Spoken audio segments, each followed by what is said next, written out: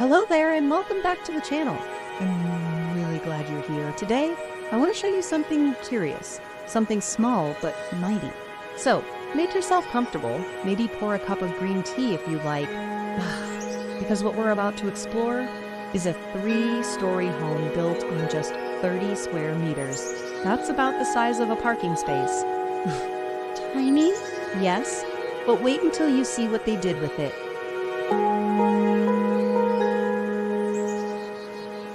Now, let's take a slow walk through one of the most space-starved places on Earth, Japan. Land is precious here. In Tokyo, a single square meter of urban land can cost over $260,000. That's around $1,700. So when you've only got 30 of those, you don't waste anything. And the architects at KOMINORU Design, well, they didn't just design a house. They sculpted a vertical sanctuary from constraint.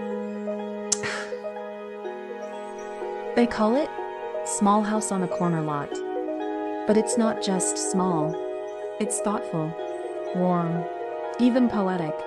Rising 3 stories high with 60 square meters of living space, this little tower of timber is a masterclass in compact living. Its structure is wood, but its soul, that's a blend of craft, culture, and necessity. Because in Japan, where homes often last just 25 years and plots get divided with every inheritance, innovation isn't a luxury, it's survival.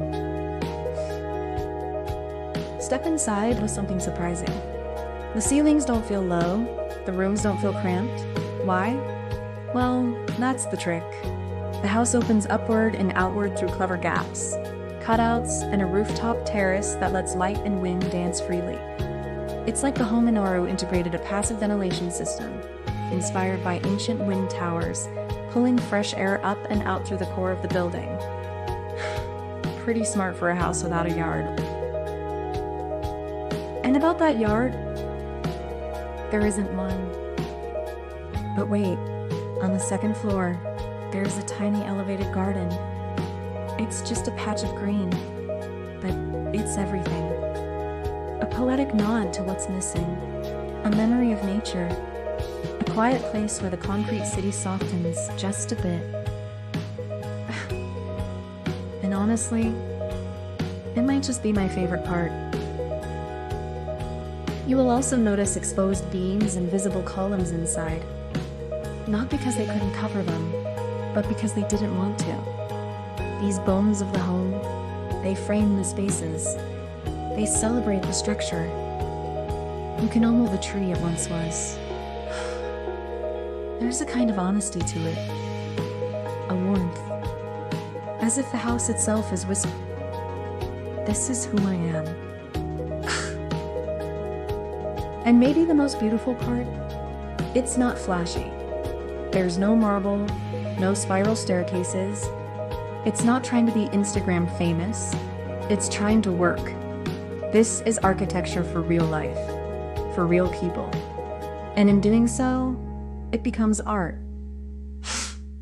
Understated, unpretentious, unforgettable.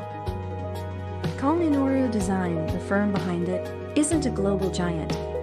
But maybe that's exactly why this works. Because only someone deeply rooted in the local context could have imagined something this delicate, this clever, this necessary. You see, when your canvas is the size of a car, you don't just draw, you compose.